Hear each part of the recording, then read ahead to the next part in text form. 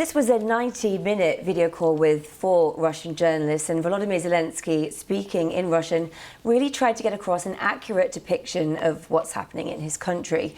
So he described scenes of abject destruction, and he made a very clear point that Russian-speaking communities have really been devastated by what's happened.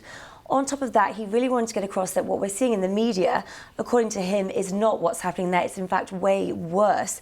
He said that some smaller communities like towns and villages outside major cities have been, in his words, wiped off the face of the earth.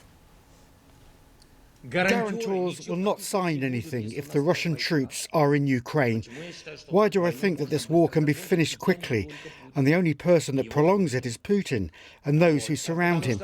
Because no guarantor, British Prime Minister Boris Johnson, US President Joe Biden, who will sit down for talks? Who will sit? Erdogan of Turkey? Who will sit down for talks if the Russian troops are here? Who will sign anything? Interesting stuff. I mean, he has an issue, doesn't he? We've talked already about neutrality. He's thrown that up as a possible, some sort of bait, maybe, whether or not we believe these negotiations for peace in themselves are working in any case. Where does this sort of take us in terms of what is up for grabs and what isn't, do you think? Well, yeah, he said Ukraine is prepared to discuss a neutral status, in his words, and what that seems to mean is a third party coming in to mediate. And as you said, any details of the peace deal could then be put to Ukrainian people as part of a referendum.